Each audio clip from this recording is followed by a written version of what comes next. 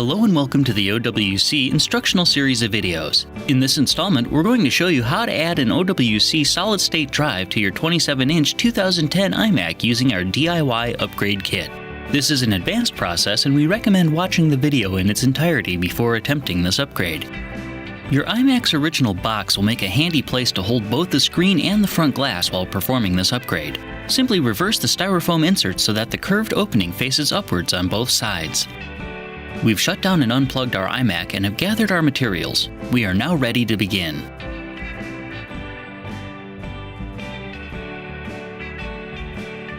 Attach the two heavy-duty suction cups to the upper corners of the glass front of the iMac. Then, gently but firmly pull forward on the handles to separate the glass from the magnets that hold it in. You can then lift the glass up and out of the iMac. At this point, you'll need to be extremely careful not to touch the screen itself, as the oil from your fingers is very difficult to remove. You can then set the back glass on the flat part of the styrofoam in the box and lean it against the box edge. Next, we need to detach the display itself. To do this, we'll need to remove 8 Torx T10 screws, 4 on the left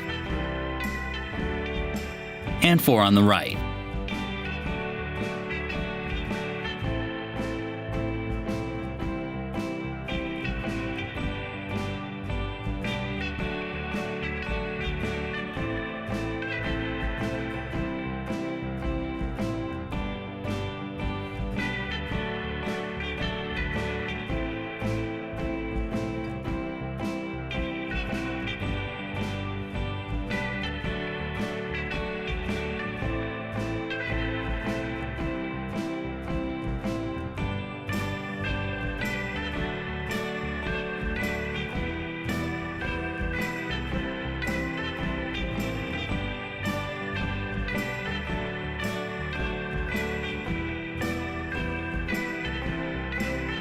Being careful not to touch the screen itself, use one of your nylon pry tools to pull the display forward.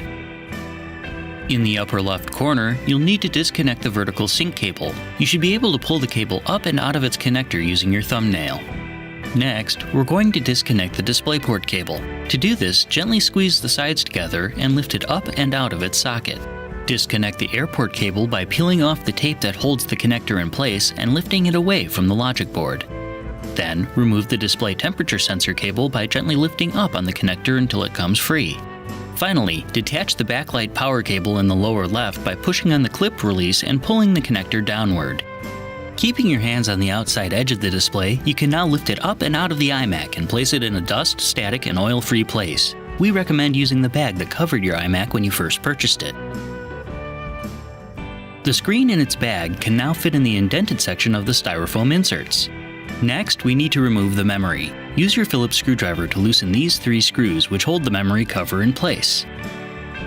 To remove the memory, first unfold the black plastic tabs in the memory bays, then pull the tabs straight downwards to eject the modules. We'll need to remove 8 Torx T10 screws to detach the logic board from the back of the iMac. The first screw to remove is here, next to the graphics card heatsink. Next, remove this screw near the bottom of the iMac, then this one just to the left of it, which is hidden behind the audio cable. These 2 screws are shorter than the other logic board screws, but longer than the heatsink screws. After that, remove this screw next to the fan. You can then remove this screw in the middle of the logic board, and this one near the lower left corner of the board. The next screw is located in the heatsink frame. The final screw is on the far left side, holding the heatsink in place. Next, peel back the tape holding the IR sensor cable in place. You can then pull forward slightly on the iMac's frame, lift the IR sensor straight up and out of its channel, then tape it up and out of the way. You can now carefully angle the logic board assembly forward until the heatsink on the left clears the board just above it. It should stay in place.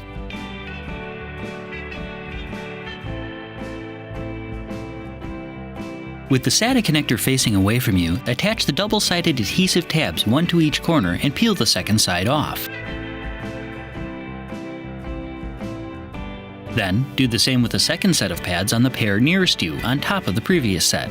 This helps account for the curved surface of the back of the iMac.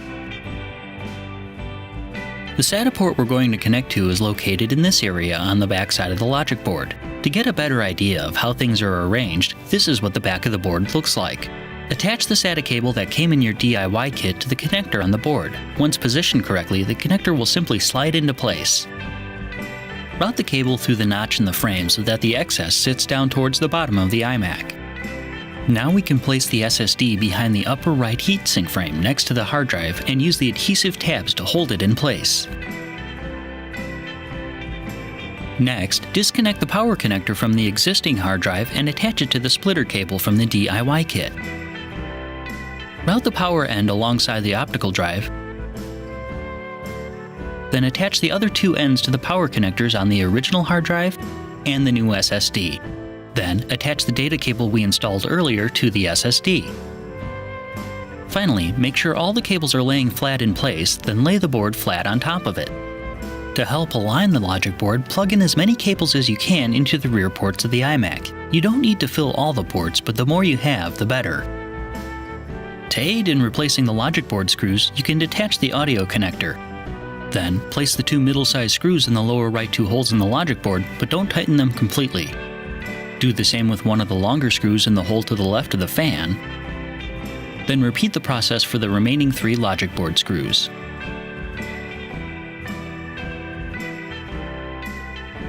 Finally, you can then attach the heat sinks using the smallest screws. Because the screws are not completely tight, you can use the heat sink to align the rear ports. You can tell the board is set properly when you can plug and unplug all the cables easily. Once it is, tighten all the logic board screws completely.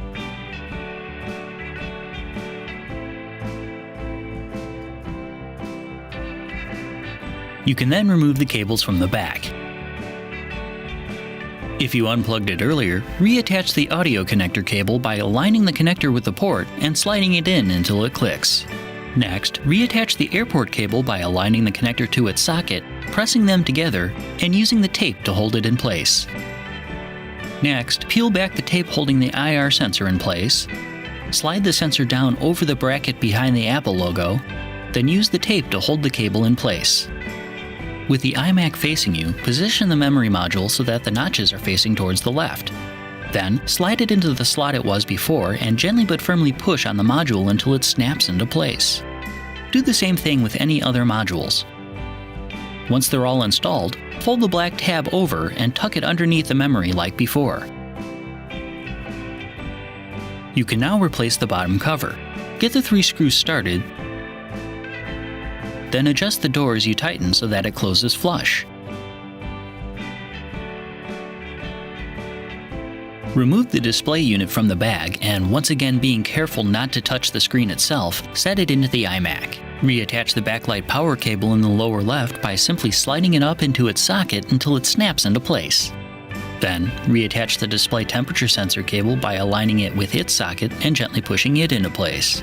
Next, being extremely careful, line up the DisplayPort connector with its socket and push it into place until it clicks.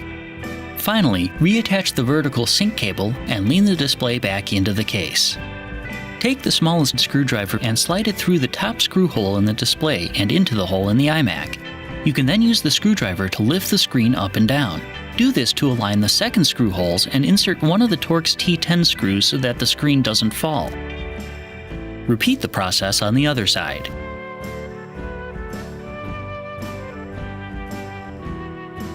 You can now replace the remaining screws and tighten them all down.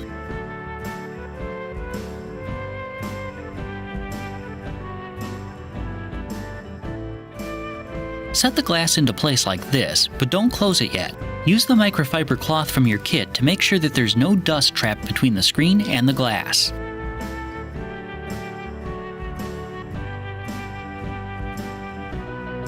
You can then close the glass, which will be held in place by the magnets. Check along the top edge to make sure there are no gaps. If there is one, it'll usually be in the middle near the iSight camera. Simply place your thumbs on the front glass on either side of the camera and give it a small squeeze.